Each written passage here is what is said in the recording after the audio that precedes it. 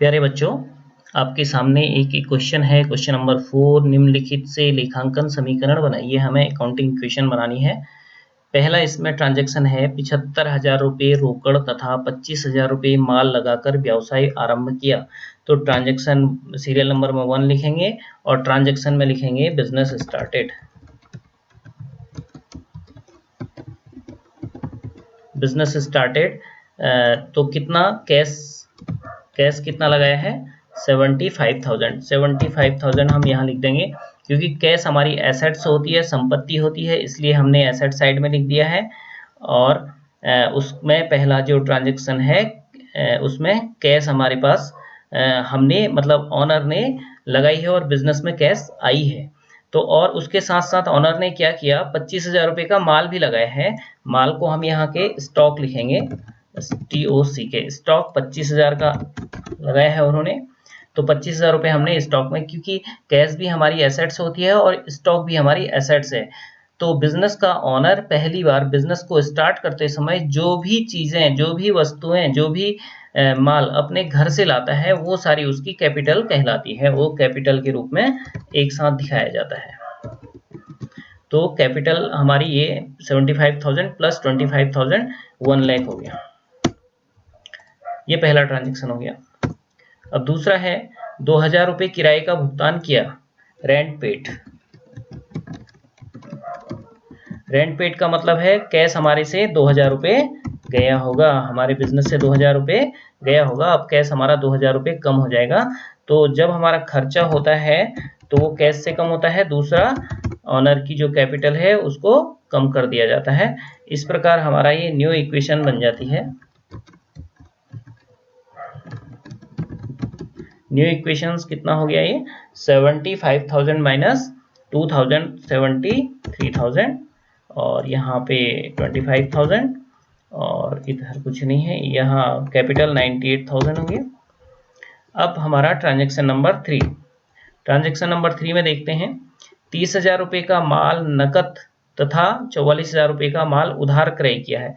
माल नकद क्रय किया हो या उधार क्रय किया हो उससे कोई मतलब नहीं है, माल तो माल ही हुआ। गुड्स परचेज्ड कितने का है, गुड्स परचेज्ड है 30,000 रुपये का नकद है। नकद है तो इसका मतलब हमारे पास कैश 30,000 रुपये कम हो जाएगा क्योंकि हमारी जेब से 30,000 रुपये चले गए हैं। और उधार कितने का है 44,000 का। 44,000 का माल हमने उधार क्रय किया है, मतलब फ्यूचर में हम किसी को पैसे देंगे। जिसको हम पैसे देना है, अगर हमने फ्यूचर में देना है तो उसको हम क्रेडिटर्स कहते हैं। वो हमारी लायबिलिटी होती है, वो हमारी लायबिलिटी पैदा होती है। 44,000 से हमारी लायबिलिटी पैदा हो गई। अब क्या है, माल कितना आया, ये तो हमने पैसे का कर दिया, ये नकद है, ये उधार है। लेकिन अब स्टॉक भी तो आया, हमारे पास माल भी आया। माल 30,000 प्लस 44,000 हमारे पास 74,000 का माल आया।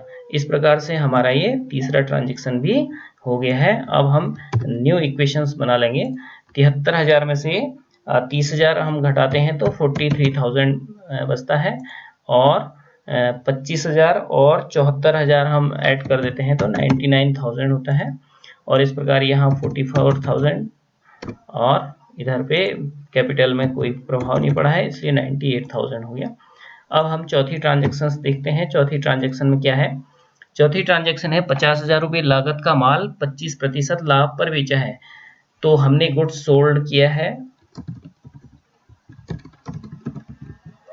गुड्स सोल्ड 50,000 रुपये लागत का माल था। माल कितने का था 50,000 का, मतलब हमारे पास स्टॉक अब 50,000 से कम हो जाएगा क्योंकि हमने 50,000 का माल बेच दिया।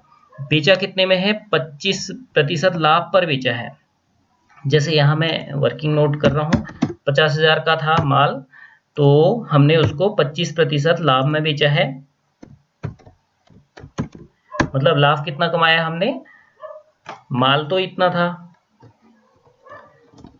गुड्स कितने का था 50,000 का, और प्रॉफिट कितना कमाया हमने 12,000 रुपये। और बेचा कितने में हमने 62,500 रुपये में हमने सेल किया। हमने सेल कितने में किया 62,500 रुपये में। 12,500 रुपये हमने प्रॉफिट कमाया और था 50,000 का, उसमें से लेकिन हमें कैश कितना मिला है, कैश हमें मिला है 27,500। मतलब उधार कितना है, क्रेडिट का मतलब उधार कितना हो गया, देखो 50,000 रुपये का माल था, 25% हमने ये निकाल लिया, 25% प्रॉफिट था, प्रॉफिट लिया है। उसके बाद इसकी वैल्यू कितनी हो गई, हमने टोटल इतने में बेचा है 62,500 में, 62,500 में बेचा है, तो उसमें से 27,500 रुपये हमें कैश के रूप में मिला है। तो उधार कितना हो गया, 62,500 माइनस 27,500, ये उधार हो गया, मतलब 35,000 रुपये उधार हो गया। गुड्स में से 50,000 रुपये माइनस किया और प्रॉफिट हो गया है 12,500, तो जो भी प्रॉफिट होता है वो हमारी कैपिटल में जुड़ जाता है। और सेल कितने का किया है, 62,500, उसमें से 27,500 रुपये हमें कैश के रूप में मिला है, तो कैश हमारा बढ़ जाएगा 27,500। नहीं मिला जो अमाउंट है, अभी मिलनी बाकी है, अभी मिला नहीं है 35,000, ये हमें फ्यूचर में मिलेगा, तो ये हमारी क्या होगी, डेटर्स होगी, देनदार। मतलब फ्यूचर में ये पैसा हमें मिलेगा 35,000। तो ये हमारा ट्रांजैक्शन हो गया चौथा। अब एक न्यू ट्रांजैक्शन हम ज्ञात कर लेंगे इसके आधार पे। न्यू ट्रांजैक्शन 43,000 प्लस 27,500, 43,000 और 27,500 हम ऐड करते हैं तो ये आ गया 70,500। अब 99,000 माइनस 50,000, ये हो गया 49,000, ये 35,000, ये 44,000, इनमें कोई प्रभाव नहीं पड़ा है। अब ये 98,000 प्लस 12,500, तो ये हो गया 1,10,500। तो ये नई इक्वेशन हो गई। उसके बाद पांचवा ट्रांजैक्शन देखते हैं क्या है। पांचवा ट्रांजैक्शन है व्यक्तिगत प्रयोग के लिए 20,000 रुपये की मोटरसाइकिल क्रय की। तो इसको हम क्या लिखेंगे, ड्राइंग लिखेंगे। उसने क्या खरीदा है उससे हमें कोई मतलब नहीं है, यहाँ तो लिखा है मोटरसाइकिल क्रय की, ये बिजनेस के लिए तो उसने क्रय नहीं की है कि हम इसको मोटरसाइकिल दिखाएं, उसने अपने व्यक्तिगत प्रयोग के लिए, अपने घर के लिए किया है, तो इससे हमें कोई मतलब नहीं है कि उसने क्या खरीदा है, हम सीधे ड्राइंग दिखा देंगे। उसने व्यवसाय से पैसे निकाले हैं तो उसको हम ड्राइंग कहेंगे या विड्रॉल कहेंगे। तो हम ड्राइंग 20,000 माइनस कर देंगे, 20,000 कैश हमारा कम हो जाएगा और 20,000 से उसकी पूंजी कम हो जाएगी क्योंकि उसने पैसे निकाल लिए हैं। अब जो हमारे पास आएगा बेटा, ये फाइनल इक्वेशन आ जाएगी। 70,500 में से 20,000 हम घटाते हैं तो 50,500 आ गया, ये सब 40,000, 49,000, 35,000 और 44,000। यहाँ पे हम 1,10,500 में से 20,000 माइनस करते हैं तो 90,500, ये हमारा आ गया।